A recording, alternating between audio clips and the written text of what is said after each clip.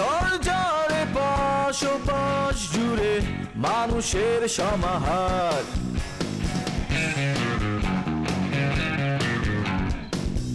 ভেতর আর বাহিরে চলছে উৎসব অপেক্ষার। এই শহরের হাজারো বাড়ির মতো নিয়ে হাসি কান্নার গল্প যত, এই শহরের হাজারো বাড়ির মতো নিয়ে হাসি কান্নার গল্প যত, প্রতিবার এখানে বেজে যায় calling bell, calling bell, calling bell, calling bell, calling bell.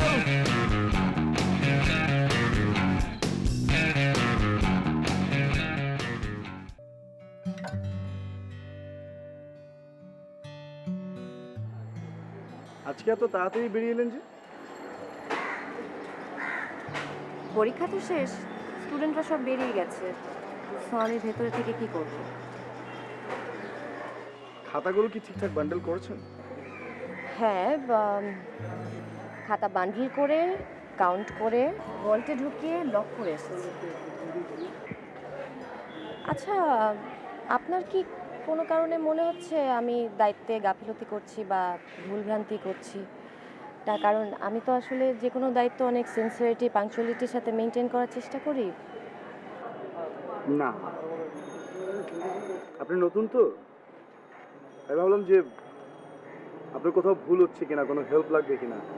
Thank you, আপনি আপনার দায়িত্ব পালন করছেন, ভালো। আমিও আমার দায়িত্ব পালন করছি। তাই আজকে হঠাৎ সোলো কামিজ কেন পরে এসছেন? আজকে তো অনেক এক্সটার্নাল স্টুডেন্টস এসেছিল। আমাদের কলেজে তো একটা ডেকোরাম আছে, একটা রুলস অ্যান্ড রেগুলেশনস আছে, তো মেনটেন করতে হবে আমাদেরকে। অবশ্যই, আমি কলেজে প্রথম দিনে আসলে ডেকোরামের বইটা পড়েছি, সেখানে কোথাও লিখিত পাইনি যে শুধুমাত্র শাড়িটাই মেনটেন করতে হবে। তাছাড়া আমার আগের স্কুলে এ ধরনের এক্সটার্নাল ডিউটিতে আমি কামিজ পরেছি, কখনো আসলে সমস্যা হয়নি। ওটা স্কুল ছিল আর এটা কলেজ। নেক্সট টাইম আমি অবশ্যই মেনটেন করব। আপনি কি সিএনজি খুঁজছেন? জি। একটু কষ্ট করতে হবে, এখান থেকে একটু হেঁটে গিয়ে সামনে ডানে পেয়ে যাবেন। Thank you. আসি।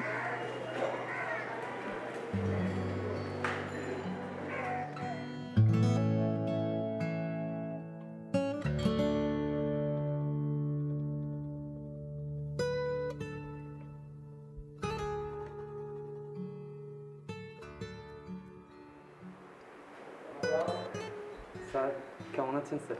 তো ভালো স্যার বসতে পারি? হ্যাঁ, নিশ্চয়ই নিশ্চয়ই। ইংলিশ কলেজ সাহেব, আপনি কি বলছেন? বসুন বসুন বসুন। ধন্যবাদ স্যার।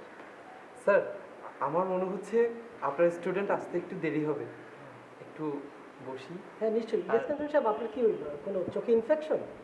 না স্যার, আমি সানগ্লাস পরি সবসময়। ও আচ্ছা আচ্ছা, জি বলুন বলুন। স্যার ওই আমি কি লেসন 3টা একটু নেব স্যার? লেসন 3? হ্যাঁ, কেন না, লেসন 3 অবশ্যই। কি যেন বিষয় ছিল আমাদের? Let me check.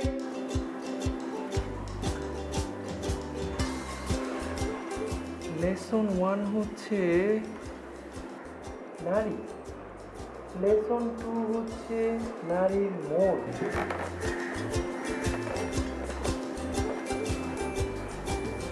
লেসন 3 হচ্ছে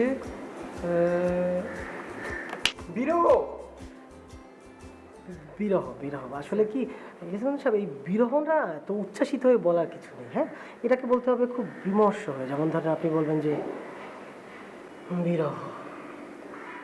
যাই হোক, লেসন 3-তে ফিরি। এই যে বিরহ, বিরহ জিনিসটা কিন্তু খুব ব্যাপক। হ্যাঁ, এর ব্যাপ্তি কিন্তু সেরকম প্রচণ্ড ব্যাপ্তি। মানে এটা কিন্তু প্রেমের একেবারে আপেক্ষিক একটা ব্যাপার। মানে আপনি ওই যে প্রেমের পূর্ণতার জন্য বিরহটা খুব দরকার। হ্যাঁ, বিরহটা আপনার বুঝতে হবে। আপনি যদি দেখেন যে পৃথিবীর সকল ইতিহাস হয়ে যাওয়া প্রেমগুলো, অবিস্মরণীয় হয়ে যাওয়া প্রেমগুলো, তা কিন্তু বিয়োগাত্মকেই শেষ হয়েছে। যেমন ধরেন এই যে Laila Majnu, Shirin Farhad, Romeo and Juliet বিরহে শেষ হয়েছে। স্যার, প্রেম বিরহ সম্পর্কটা কি স্যার? আছে তো, হ্যাঁ, ধরেন এই যে প্রেম প্রেম বিষয়টা কিন্তু খুব সুন্দর একটা সময়, হ্যাঁ, খুব সুন্দর তুলতুলে ফুলফুলে। কিন্তু বিরহটা ঠিক তার উল্টো। ধরেন বিরহ হলে কি হবে, আপনার প্রেমিকা আপনার সাথে দেখা করবে না, হঠাৎ একদিন শুনবেন যে তার বিয়ে হয়ে গেছে, এতে আপনি কষ্ট পাবেন, আপনার ভেতরে একেবারে পুরোপুরি ছাই হয়ে যাবে। এটাই হচ্ছে বিরহ।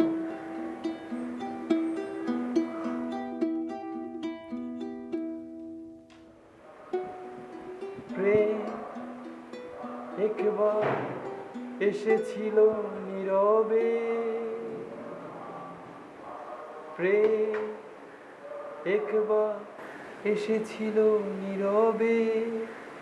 স্যার, স্যার, জি, আমার জীবনে একজন ছিল, আচ্ছা, সে অনেক আগে চলে গেছে, হারিয়ে গেছে। তার কথা মনে পড়লে আমার এখন খুব খারাপ লাগে, অনেক অনেক মিস করি। আহা, এটাই কি বিরহ? এটাই বিরহ, ডেফিনেটলি এটাই বিরহ। মানে আপনি তার কথা চিন্তা করে পুরোপুরি অঙ্গার হয়ে যাচ্ছেন, আপনার প্রেমটা খাঁটি হচ্ছে। দিস ইজ কল বিরহ। আমার পূজার দুপুর ভালো,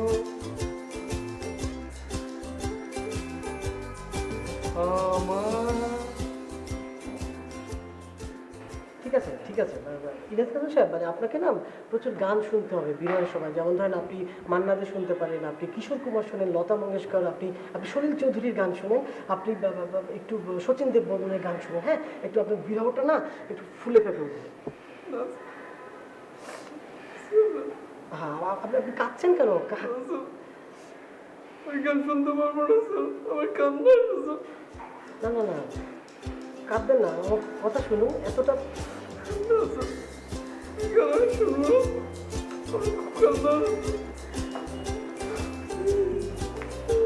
ঠিক আছে।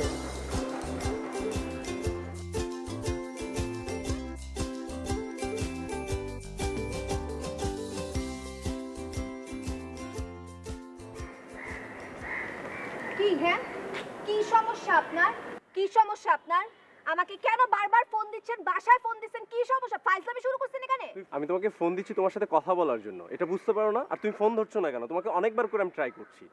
আমি কেন আপনার সাথে কথা বলবো? আমি অলরেডি আপনাকে বলছি যে আপনার সাথে আমার আর কোনো সম্পর্ক নাই। আমি কেন আপনার সাথে কথা বলবো? কেন আমি আপনার সাথে দেখা করব? হ্যাঁ, তোমার সাথে আমার সম্পর্ক নাই মানে? এটা কি বলতেছো? বলতেছি যে আমি আপনার মতো এরকম চরিত্রহীন লুচ্চা ছেলের সাথে আমি কোনো কথা বলবো না, বুঝছেন? আমি চরিত্রহীন? মানে এইসব উদ্ভট কথা তোমাকে কে বলে? মানে কে, মানে মানে আমি বুঝি না এইসব কথা তুমি কোথায় খুঁজে পাও আর কি। মানে আমি চরিত্রহীন? এতদিন ধরে ঘুরে তুমি আমার সাথে তুমি আমাকে এই চিনছো, কে বলছে? আপনি আমার সাথে রিলেশনশিপ থাকাকালীন সময় 10-12টা মেয়ের সাথে যেসব করছেন এগুলো তো আমার বলতে পর্যন্ত ঘৃণা লাগে। 10-12টা? তুমি 10-12টা পেলে কোথায়? তুমি ছাড়া এর মধ্যে আর কার সাথে তুমি আমাকে দেখেছো? অর্ষাকে, অর্ষার সাথে আপনি ঘুরেন নাই? রিকশায় করে গায়ে হাত দিয়ে ঘুরেন নাই? অর্ষা? এই নামে তো আমি কাউকে চিনিই না। তাই না? হ্যাঁ। অ্যাক্টিং করেন আমার সাথে। তোমার সাথে আমি কেন অ্যাক্টিং করতে যাবো বাবু? দেখেন আপনি কি করেন না করেন, আপনার সব লুচ্চামি সব আমার চোখের সামনে চলে আসছে এবং আমি আপনাকে আবারও বলতেছি আপনার সাথে আমি কোনো সম্পর্ক রাখতে চাই না। আমি অলরেডি আপনার সাথে ব্রেকআপ করছি এবং আপনার চেহারা পর্যন্ত আমি দেখতে চাই না। যারা তোমাকে শোনাইছে তারা কিচ্ছু ঠিক মতো তোমাকে শোনায় নাই। মানে তারা সব মিথ্যে কথা বলছে। মানে তারা জেলাস ফিল করে তোমার সাথে আমার সম্পর্ক দেখে, বুঝছো? মানে এইটুকু তোমার বোঝা দরকার। তুমি আমার মানে আমাকে কথাটা তোমার শোনা দরকার। না, আমি আপনার কোনো কথা শুনবো না। দেখো আমি ও প্লিজ, মানে আমি তোমাকে ছাড়া খেতে পারতেছি না, ঘুমাতে পারতেছি না, আমি শুধু সারাক্ষণ তোমার কথাই ভাবতেছি। মানে আমি পারতেছি না তোমাকে ছাড়া কোনো কিছু আপনি চিন্তা করতে। খাইতে পারতেছেন না, ঘুমাতে পারতেছেন না, এটা নিয়ে আমি একদমই বদার্ড না। আমি একটা ফোঁটাও বদার্ড না আপনি খাইতে পারতেছেন না, ঘুমাতে পারতেছেন না এসব। আর কেন আমি ঘুরতেছি কেন শুধু? হ্যাঁ, 10-12টা মেয়ের সাথে যে আপনি তখন ঘুরে বেড়াইছেন, আমার সাথে রিলেশনশিপ থাকাকালীন সময় যে 12-13টা মেয়ের সাথে আপনি রিকশার মধ্যে এরকম গা জড়ায় ধরে ঘুরছেন, ওদের কথা মাথা থাকে না? মানে দেখো আমি তোমার শুনো। আপনি ছাড়েন আমাকে, আর একবার ধরবেন আমি এখানে চিল্লাই একদম মুরব্বি। ওকে কি হ্যাঁ ফার্দার আমার গায়ে হাত দিছেন, আমি কিন্তু এলাকার মুরব্বিকে ডাকবো, চিল্লায় চিল্লায় সবাইকে ডাক দিব, তখন গণপিটুনি খাবেন যখন মাথা একদম সেন্সে আসবে। মুরব্বি কাকে ডাকবা? মুরব্বি তুই আমাকে চেনো না? খুব ভালো করে চিনি। কি আমাকে মারবেন আপনি? হ্যাঁ, ডাকো তোমার মুরব্বিদের ডাকো। আর কাকে ডাকবে ডাকো। কেন কি করবেন আপনি? আমাকে মারবেন? মারেন তো দেখি, আসেন মারেন, মারেন মারেন। কি একদম কই এখন মারেন। খবরদার আমি আপনার এই ফেস যাতে আর কখনো আমার সামনে না দেখি এবং এই জায়গায় না দেখি, বুঝছেন?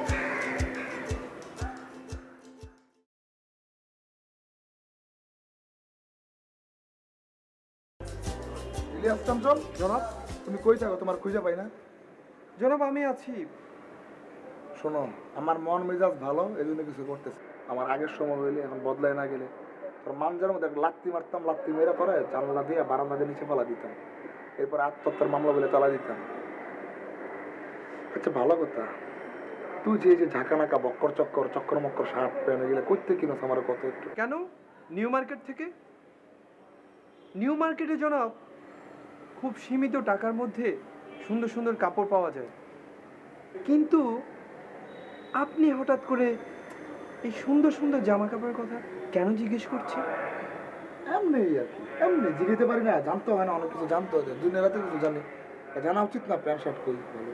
জনাব আচ্ছা, আপনি কি কোনো মুসলমানি বিয়ের দাওয়াত অথবা কোনো বার্থডে এরকম কোনো প্রোগ্রামে যাবেন? গিফট নিয়ে যাবেন? না রে না, গিফটের লেগে হান্ডি পাতে লিয়ে যাবো, 4 কাপ, তারপরে 36 32 এর লিয়ে যাবো, এটি কেন? তাহলে আমাকে বলেন কেন কাপড়ের কথা জিজ্ঞেস করছেন?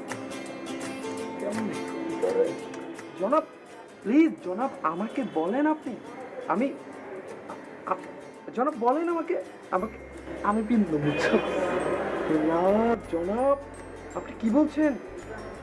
আপনার এই ঐতিহ্য, আপনাকে লুঙ্গি পরলে মনে হয় একজন জমিদার হেঁটে আসছে, মানে জমিদারি একটা ব্যাপার চলে আসে, বংশীয় ঐতিহ্য। এই জমিদারি প্রথা বাদ দিয়ে আপনি চেঞ্জ হয়ে যাবেন। তোর বাপ দেবে এখন, আর ভদ্রলোকে লুঙ্গি বুঝতে পারে যায়। এখন আমি চলে এলে ভদ্র মহিলা ভদ্রলোক লগে একটা ভদ্র দোকানে যাই, চিন্তা করে তো সুন্দর একটা ভদ্র মহিলা দাঁড়ায় আছে, তার সামনে আমি একটা লুঙ্গি পরা বনমনায় গেলাম না, এটা হয়? মানা যায় বল? তুই একবার চিন্তা করে দেখ তো, একটা ভদ্র মহিলার সামনে এটা পরে গেলে কেমন লাগে?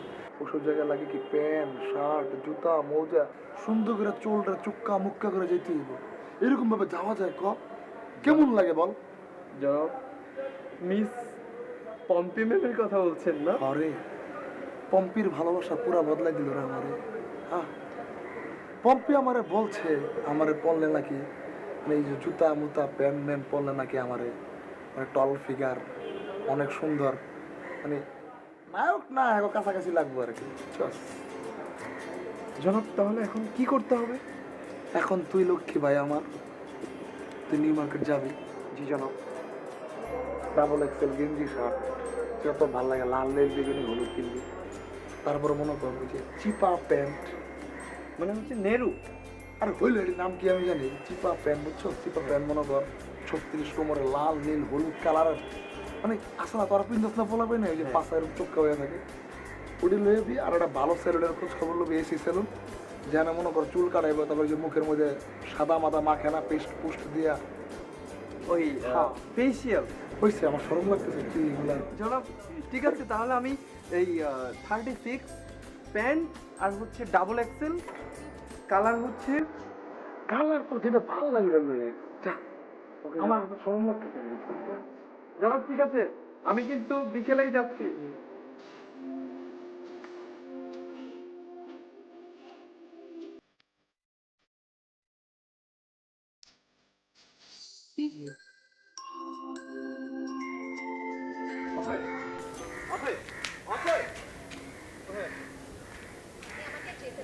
কোথায় যাচ্ছ? আমি আপনাকে বলছি আমাকে ফলো না করতে। আমি কেন আপনি কেন আমাকে ফলো করব না? আপনি কেন আমাকে বারবার ফলো করছেন?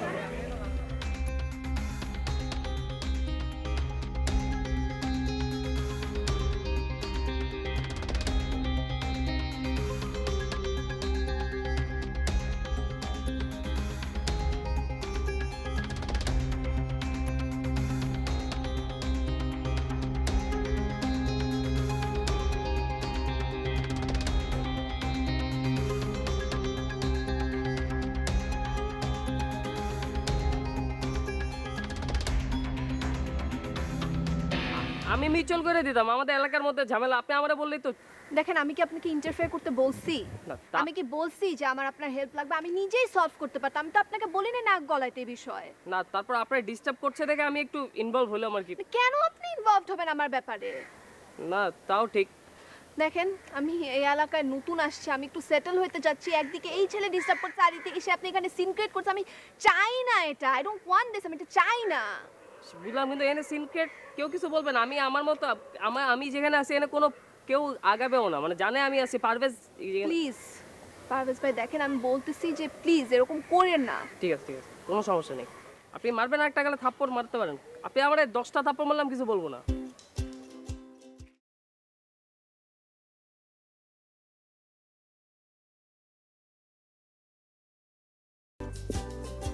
আচ্ছা ইলেকশন তুই থাকস করে, হ্যাঁ?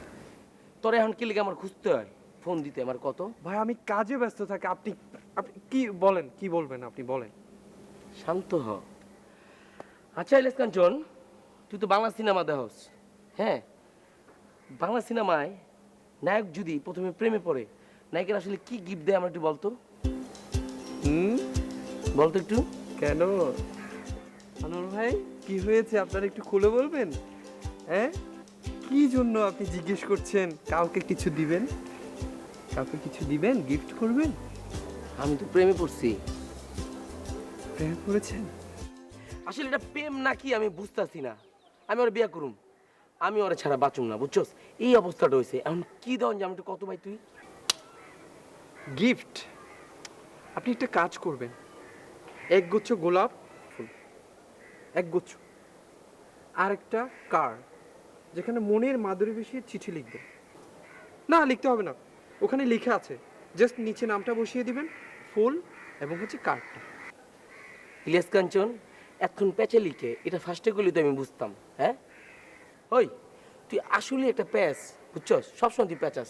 শোন, ওই যে বাংলা সিনেমাটা হিরো আছে না, জলিল অনন্ত। ইয়েস, জলিল ভাই। এখান থেকে যে কলিজাটা বাইক রাইনা দিয়ে দেয়, ওই কলিজাটা হচ্ছে ওই আমার, বুঝছস? আমি না কিলে যেন ওরা সেটা বাঁচুম না, আর আমার মাথায় ইদানিং কাজ করতেছে না। আমি আসলে কি দিতে পারি আমার একটু কত তুই, ইলিয়াস কাঞ্চন? আচ্ছা, আপনি যাকে কলিজা দিয়ে দেবেন, যাকে জান প্রাণ সবকিছু দিয়ে দিবেন, সেই ব্যক্তিটি কে? আমার একটু বলেন না প্লিজ আনোয়ার ভাই, কে সে? কে? পাম্পি, আমার পাম্পি, পাম্পি, আমার পাম্পি। আপনি ঠিক কাজটি করছেন না। আপনি প্রেমের পবিত্র সম্পর্ককে আপনি নষ্ট করে দিচ্ছেন। জনাব মজিদ স্যারের পবিত্র প্রেমের সম্পর্কে আপনি বাধা হয়ে দাঁড়িয়েছেন। এটা আমি কখনোই বরদাস্ত করব না, না, না। আপনি ঠিক কাজটি করছেন না, আপনি খুবই অন্যায় করছেন। তাই দাঁড়া দাঁড়া, মজিদ কই আর পাম্পি কই? হয় বেটা, মজিদের কি যোগ্যতা আছে পাম্পির লগে প্রেম করার? পাম্পি আমার, আমার বুঝছো? শুধু মজিদ স্যারের। মজিদ স্যারের মানে? এই মজিদ স্যারের মানে? পাম্পি আমার। এই যা, যা,